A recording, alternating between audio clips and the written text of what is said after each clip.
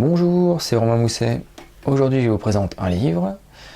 Cliquez pour calmer et rééduquer le chien agressif ou réactif de Madame Emma Parsons. C'est un ouvrage paru en 2014 aux éditions du Génie Canin. Il fait 127 pages et coûte 22 €. C'est un petit ouvrage qui se lit assez bien, qui est très bien fait, nous y reviendrons, et qui donc est assez riche. Alors, une petite présentation de l'auteur dans un premier temps. Emma Parsons est une éducatrice américaine, consultante certifiée en comportement auprès du VCA Rotherwood Animal Hospital dans le Massachusetts, et je m'excuse pour mon accent anglais. Et elle est spécialisée dans la gestion et la réhabilitation du chien réactif et agressif. Elle est formatrice conférencière et anime des séminaires dans le monde entier afin de former les propriétaires de chiens réactifs et agressifs, mais éventuellement les autres qui veulent participer à ces séminaires, depuis une vingtaine d'années maintenant. En fait, Emma Parsons a eu un chien dans sa vie qui s'appelait Ben, qui était un Golden Retriever, qui était devenu progressivement réactif et très agressif envers ses congénères. Et pour le rééduquer, elle a dû suivre et subir, j'ai envie de me dire, parce que ça a pris un certain temps. Elle a dû suivre plusieurs professionnels, qu'ils soient éducateurs, éthologues, vétérinaire, comportementaliste, pour pouvoir évoluer avec son chien. Alors c'était vraiment une dame qui en voulait. Donc sa motivation a été récompensée dans la mesure où elle a pu s'approcher de certaines grandes personnes comme Karen Prior, qui a été l'un de ses mentors à travers la rééducation de son chien Ben. Mais elle a également rencontré au début d'autres éducateurs, notamment en méthode coercitive, et qui avaient beaucoup empiré le résultat de son chien. Donc c'est vrai que maintenant Emma Parsons a développé un regard très critique sur les méthodes coercitives, et on comprend bien pourquoi. Après moi-même, je l'ai déjà dit auparavant, mais moi-même ayant été maître chien dans l'armée de terre, j'ai passé près de 5 années à éduquer des chiens avec des méthodes coercitives. J'ai vu les dégâts que ça pouvait faire chez le chien, et autant maintenant que je me suis reformé en méthode positive, je sais que tous les chiens peuvent être éduqués ou rééduqués avec une méthode positive, autant j'ai déjà eu entre les mains certains chiens qui avaient une méthode coercitive. Je ne suis pas sûr du résultat, mais bon. Quoi qu'il en soit, donc vous l'aurez compris, Emma Parsons va donc devenir porte-étendard de la méthode positive, notamment sur un travail de rééducation comportementale. Alors, ce qu'il y a d'intéressant aussi dans son ouvrage, c'est que elle va parler de son vécu avec son chien, de ses hauts et des bas, de ses hauts et de ses bas en fonction du travail de rééducation, de l'utilisation du clicker dans un protocole de désensibilisation et de réhabilitation, mais également pour des exercices de base, assis, couché, pas bouger, ce genre de choses. Alors, un clicker, qu'est-ce que c'est ? Un clicker, ça va se présenter comme ça, ou comme ça, ou comme ça. Après, j'en ai plusieurs. C'est plus ou moins le même système. Après, ça va juste être l'emballage qui change. Pour ceux qui ne savent pas ce que c'est, ça se présente sous la forme d'une petite boîte métallique avec une petite languette de métal dessus, et lorsque vous appuyez dessus, ça va faire un son particulier. Alors, à quoi cela sert? Au final, le clicker, ça va remplacer le marqueur vocal dans une éducation vocale, on va dire. En fait, lorsque vous avez un chien qui adopte un comportement que vous souhaitez, soit parce que vous l'avez amené là-dessus, soit parce que vous faites de la capture de comportement, le comportement que vous allez vouloir récompenser, vous allez le marquer, pour que le chien comprenne que voilà, c'est parce que ce que tu as fait là est juste que tu vas avoir le comportement souhaité. Et donc le clicker, l'avantage, c'est que la voix de l'humain ne vient pas parasiter le chien aussi. Et l'avantage, c'est qu'il y a des chiens qui peuvent être réactifs à la voix du maître, ou qui peuvent monter encore plus en tension, en excitation, en stress avec la voix du maître. Et puis le marqueur vocal, pour peu que le maître soit lui-même stressé, ça va se sentir énormément dans la voix. Alors qu'avec le son du clicker, c'est plus ou moins neutre. Enfin non, c'est pas plus ou moins, c'est neutre, et ça va rester toujours le même son. Pour le chien, ça va vraiment être un référentiel excellent. Après, le clicker, c'est un outil de précision qui peut conduire le chien à frustrer à l'apprentissage. Et lorsque j'ai passé mon brevet professionnel d'éducateur canin, j'ai eu la chance, avec monsieur Nicolas Tessier d'ailleurs, qui s'est formé au clicker auprès de Jacinthe Bouchard et qui travaille d'ailleurs beaucoup à la formation de soigneurs dans les parcs zoologiques pour cliquer sur différents animaux en termes de medical training ou autre. Il a fait de la réhabilitation de chiens de refuge, notamment à travers le clicker. Enfin, c'est pas non plus monsieur tout le monde au sein du clicker. Je lui passe le bonjour d'ailleurs s'il regarde la vidéo. Donc j'ai eu la chance de suivre une semaine de spécialisation en clicker training avec donc monsieur Nicolas Tessier, et j'avoue que moi-même je m'en sers peu sur les chiens de clients. Je m'en sers beaucoup sur mon chien à moi, mais je ne me sens même pas suffisamment prêt pour en parler en fait aux clients. Enfin, pour former des clients à cela. Parce qu'en fin de compte, en commençant à travailler au clicker, je me suis rendu compte qu'on pouvait conduire à un haut niveau de frustration le chien, mais également qu'on pouvait cliquer les comportements qu'on ne souhaitait pas. Je vais vous donner un exemple tout bête. L'un des premiers exercices qu'on faisait en clicker training en pratique sur le chien, c'était cliquer le fait qu'un chien mette la muselière. Le problème du clicker, c'est que si vous cliquez au mauvais moment, lorsqu'on capturait les comportements, c'est-à-dire que vous présentiez la muselière, le chien instinctivement allait renifler la muselière, donc il allait s'approcher.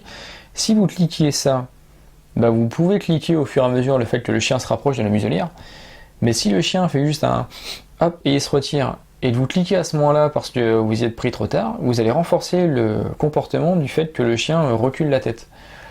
Alors ça peut paraître idiot, mais si vous ne faites pas attention à cela, ou si vous êtes trop lent dans vos clics, entre le moment où vous allez dire ah ça c'est bien, tiens je clique, paf, vous allez récompenser déjà, paf, vous avez entendu, c'est puissant ça, paf, vous allez récompenser le comportement suivant. Alors ça peut être assez frustrant, ça peut faire apprendre tout un tas de conneries aux animaux, et pour moi faut quand même être bon. Donc Emma Parsons dans son ouvrage n'en parle pas plus que ça. On peut relever page 23, assurez-vous d'avoir suffisamment compris le concept dans sa globalité avant de vous sentir tout à fait à l'aise dans son application. Point. C'est la seule remarque que vous allez avoir sur le clicker.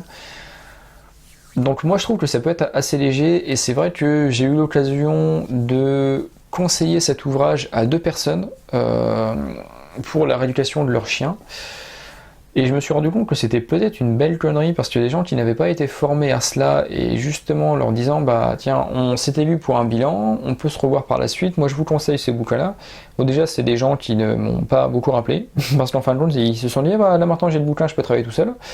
Bon, aux dernières nouvelles il n'y a pas eu beaucoup d'évolution, donc autant maintenant j'arrête de conseiller ce genre de bouquins des clients, mais autant maintenant j'essaie de faire un vrai suivi, parce que des personnes qui n'y connaissent pas grand chose en rééducation, parce que là pour le coup c'est encore différent, n'importe quel propriétaire de chien peut apprendre à son chien assis, debout, couché.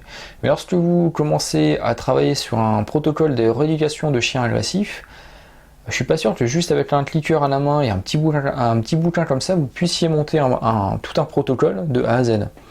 Emma Parsons d'ailleurs dit dans l'introduction qu'elle a mis plusieurs années avant que son chien redevienne bien, que déjà son chien était tellement dans un seuil d'excitation et d'agressivité envers les autres chiens, que quand elle cliquait, le chien a mis 6 mois à prendre la récompense. Donc déjà ça veut dire que ça peut être très très long en fonction des individus de mettre en place un protocole de rééducation. Et le problème de beaucoup de propriétaires, c'est qu'ils vont vous appeler parce que le chien, par exemple, va être réactif. Ils attendent que l'éducateur canin il arrive avec sa petite palette magique à abracadabra. Et au final, quand ils se rendent compte que ça marche pas, soit c'est de la faute de l'éducateur canin, soit non, le chien on peut pas le rééduquer, donc on va au mieux le replacer, au pire le piquer. Donc l'avantage au moins de ce petit bouquin là et du témoignage de Emma Parsons, notamment du fait qu'elle témoigne et qu'elle parle beaucoup de son vécu, ça peut aussi faire comprendre aux propriétaires de chiens qui peuvent avoir des chiens réactifs et agressifs que tout ne se fait pas en un jour. Donc pour ça, l'ouvrage est bien. Cela dit, si l'on n'est pas novice dans ce domaine et qu'on soit éducateur, comportementaliste ou bien même éventuellement moniteur de club, le support pédagogique apporté par l'ouvrage de Madame Parsons est de qualité, parce que pour le coup, donc l'auteur développe la gestion du clicker au quotidien pour travailler sur le renforcement du calme, de la patience et de certains comportements intéressants, comme le s'il te plaît, le excuse-moi, le on échange, afin d'instaurer déjà une relation saine basée sur La méthode positive, disons que en tout cas ça va pas être basé sur la coercition et sur des idées de dominance, etc. etc. Donc une fois qu'on a toutes ces petites bases, pour les personnes qui veulent vraiment travailler là-dessus, il y a des bonnes pistes à explorer, ou du moins après pour les néophytes, à la limite qui lisent le bouquin, sans forcément vous lancer pêle-mêle dans un programme, au moins si vous faites appel à un professionnel, cela peut vous permettre, l'ouvrage peut vous permettre d'en sélectionner un bon. Et d'éviter tous ceux qui vont utiliser des colliers étrangleurs, le fait de soumettre le chien pour éviter qu'il soit agressif envers un autre chien. Ça peut déjà vous donner une grille de lecture sur ce qui doit être fait et vous diriger vers une personne qui va monter ce genre de protocole-là avec vous. La mise en page est intéressante et l'on y trouve un comportement avec une description de son utilité, par exemple le contact visuel, afin de faire décrocher son chien d'un chien qui voit en face pour peu qu'il soit réactif. Et on va avoir tout un développement étape par étape, quelques astuces sur l'apprentissage et la finalité. En fait, ça va se... Je vais simplement essayer de vous trouver un truc. Ça va être comme un petit livre de cuisine. Voilà, tiens, je tombe sur la page. Donc par exemple, recette d'apprentissage, les comportements de base, le contact visuel. Donc vous allez avoir une description du comportement.